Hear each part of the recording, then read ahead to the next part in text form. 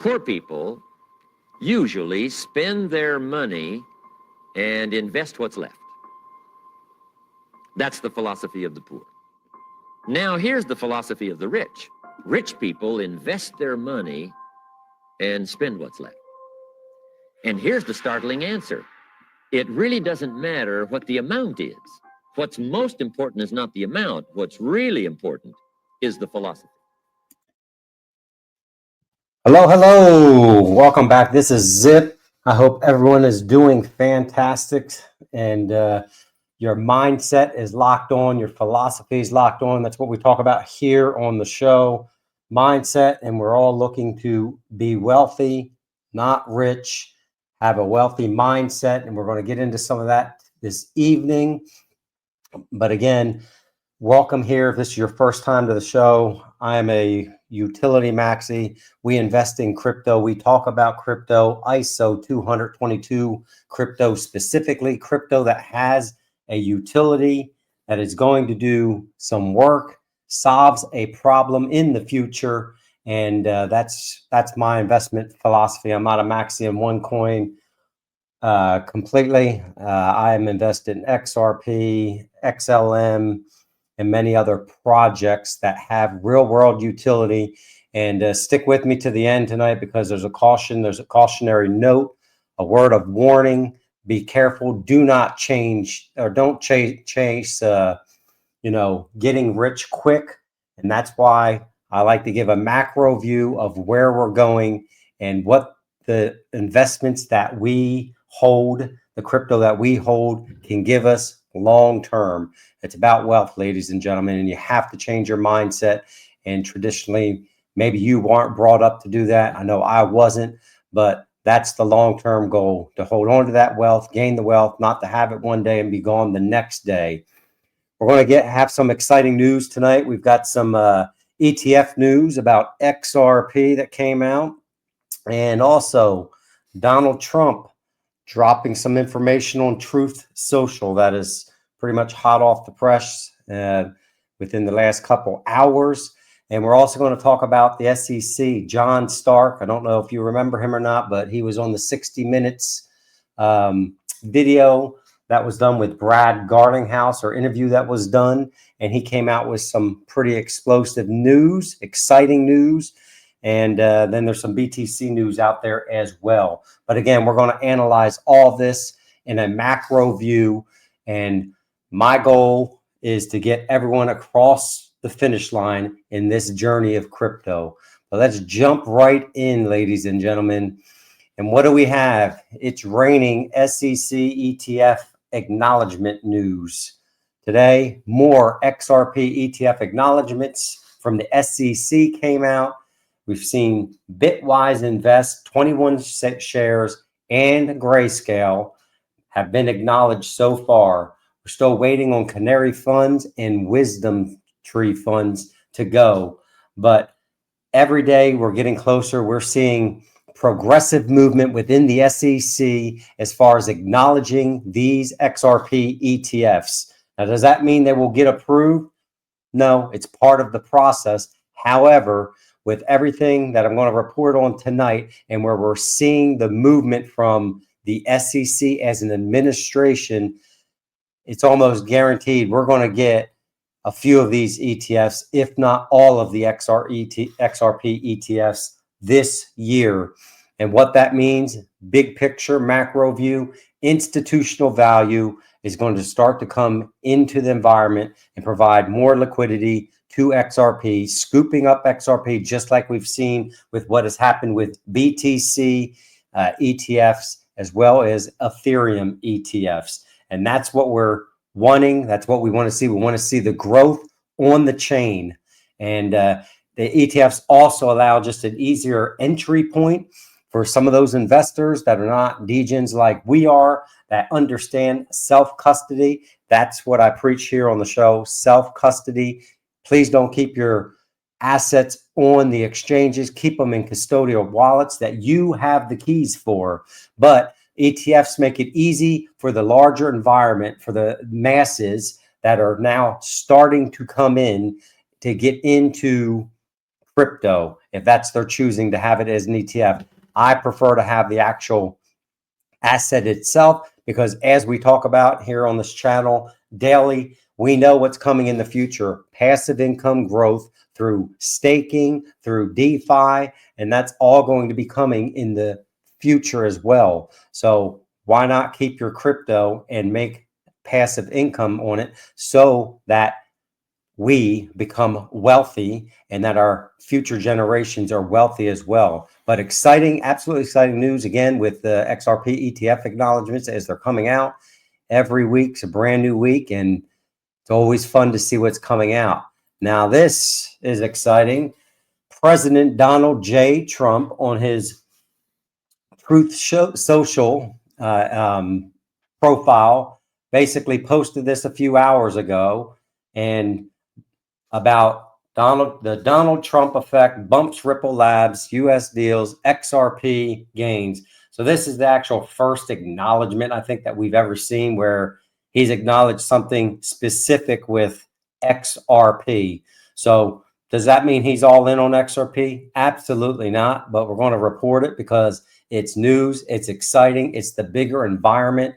It's, if he's posting these things, now, maybe he was just posting it because it says the Donald Trump effect and that ego, he just wants to put it out there.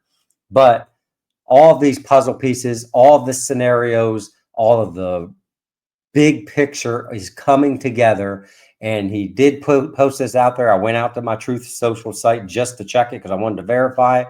And it absolutely is out there. So don't take Zip's word for it. Go out there and check it out for yourself. Like I said, at the time of this recording, it was about 3 hours ago.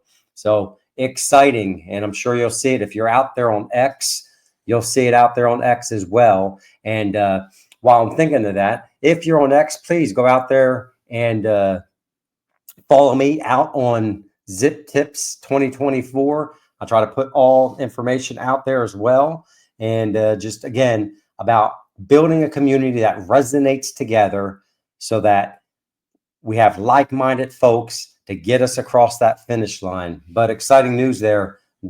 President Donald J. Trump posting something about XRP and Brad Garlinghouse and the shift of crypto markets since he's become president. Shift gears a little bit. So back history, for those of you that may not remember the 60 Minutes interview with Brad Garlinghouse that came out in January, that was kind of not the most positive interview, we would say. They cut out a lot of Brad's time in the interview, and they kind of, you know, like they do, they edit it and create it the way that they want things to be portrayed. And the portrayal out of that 60 Minutes video was with John Reed Stark, who is an SEC commissioner, lawyer, whatever he did there. But he was very negative on crypto and tried to paint the picture of crypto as bad. And crypto is, you know, going to be the downfall of everything. Anyhow, with that, he came out on X and he posted some things about the Coinbase litigation being paused and some very other interesting comments out here that he posted. And we're going to go right into those. So now it's been officially an upside down world. So here is what he is predicting that lies ahead for the SEC's crypto enforcement program. SEC crypto related investigations. Expect all informal and formal SEC crypto-related investigations to grind to a screeching halt. That's fantastic for us, and that's what we want to see. We don't want them to stop doing what they should be doing in order to protect investors. However, we know that they slanted and were going against all of crypto. And then you looked at other things like the FTX fiasco, and there was nothing there. So anyhow, perspective there from Reed is expect everything to come to a screeching halt. Also, SEC related litigation. Expect the SEC to direct this SEC trial unit to pause all crypto-related litigation, or alternatively, to settle or dismiss all SEC crypto-related cases expeditiously in highly favorable terms to the crypto defendants. Now, we like that one as well, right? Because it's cleaning up the environment. Yeah, go after the bad guys. Go after some of these meme projects that we're going to talk about at the end here. But absolutely don't go after companies like Ripple, companies like Kraken that are actually legitimate, the library case, companies that are legitimately went to the SEC in good faith, and then they turned around and sued the hell out of them. So I believe that's coming to an end. And then this one here, SEC crypto-related appeals. Expect all crypto-related appeals, including the appeal of Ripple, the Ripple matter, to pause, or even more likely to be fully withdrawn.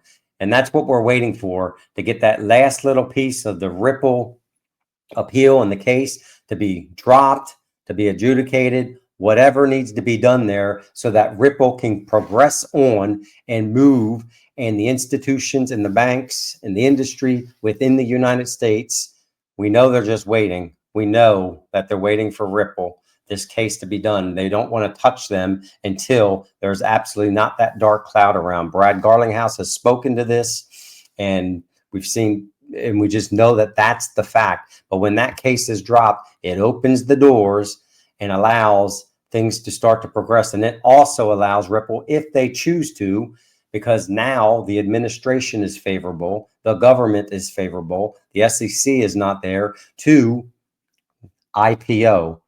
And Brad has also talked about that. One of the reasons they haven't IPO'd, there's been, many interviews where he said, why would we want to IPO in a country that's completely against crypto? That's why they were pushed overseas so much, and the majority of their business up to this point has been overseas. But exciting news right there.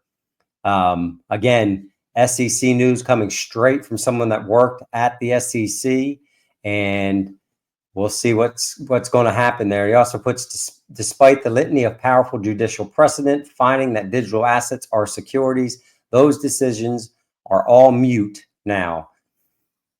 And regardless of how the SEC acting chair or the new SEC chair labels or spins the Binance, Coinbase, and soon to be Ripple pausing, the SEC crypto enforcement is dead as Julius Caesar, RIP.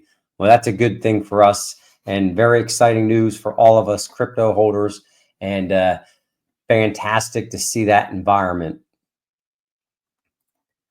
Some interesting Bitcoin news.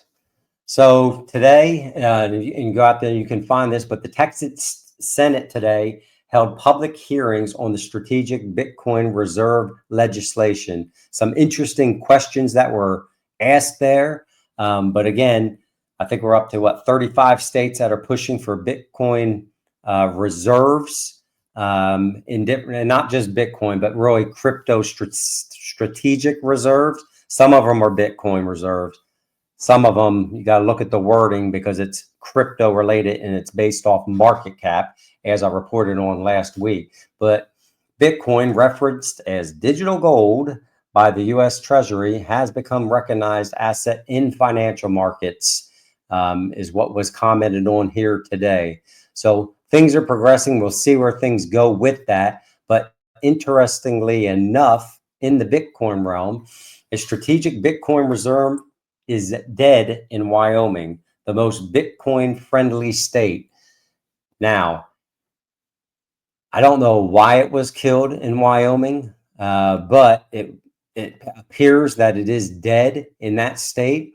And I don't know if they didn't have full comfort in Bitcoin. And I didn't look specifically at the bill, but you got to ask yourself, if it dies at the states, and we see this a few more times, will the U.S. government at the federal level actually do a Bitcoin reserve or have Bitcoin as part of the reserve as that strategic stockpile reserve? I don't know. And that's one of the things that's been I've spoken to previously, because we don't know who owns it. There's not really a head. It's not a business, and Donald Trump is a businessman, and so is Sachs. But we'll be here to find out, and we'll see what happens with that.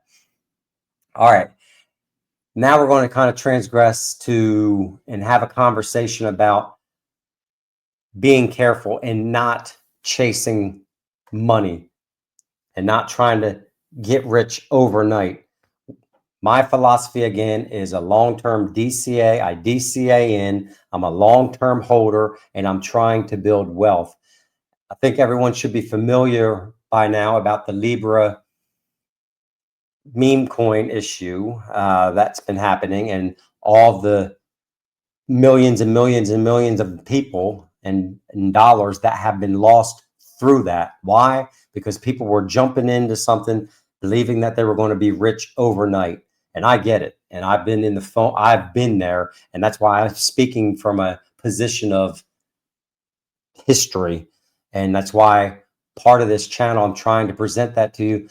You're best not to chase money. Okay. I've never been big into meme coins, and I don't get it because there's absolutely no utility that I see within the meme coin environment.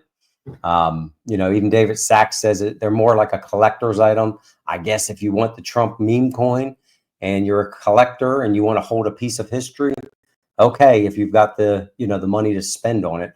But what came out of this was a very interesting interview, and I would go out there and listen to CoffeeZilla and this interview that's out there, because basically what is coming out is kind of what many of us had thought about, that we're always going to be the exit liquidity for these folks. The folks that are in these projects get rug pulled all the time. And basically the name is Snipe. They have snipes out there, which basically are just waiting for the liquidity to come in, and then they pull it right out.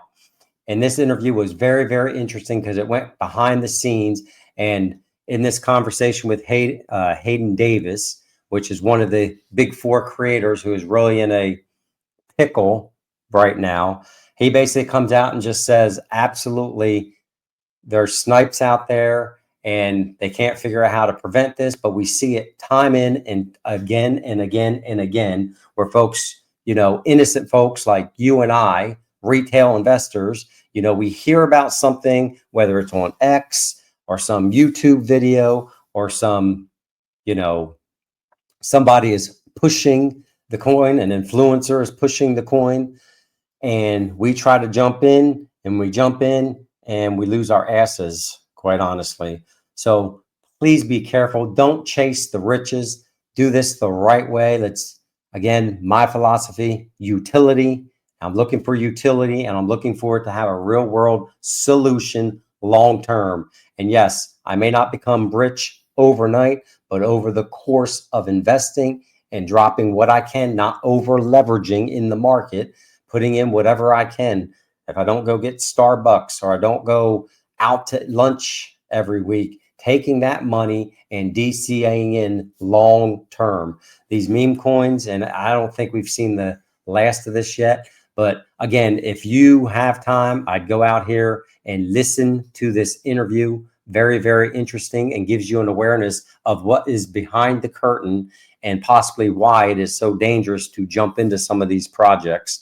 We got all these Portnays out there now pushing meme coins. He was actually part of this as well, which was very interesting. But, by the time we hear about it, it's too late. So again, just a word of caution, because I want all of you to be successful. I want all of you to make it across the journey, the finish line, so we can absolutely spend the rest of our days and talk about this journey on the most beautiful beaches of the world. All right, ladies and gentlemen, but with that, please be safe. Watch the scammers. Don't throw your money away, and do your own research. Nothing that I say is ever financial advice, just kind of trying to build a community and help you get through this journey, and just speak to what's going on out there, because it's the most exciting time to be alive that there is. And with that, ladies and gentlemen, Zip is out.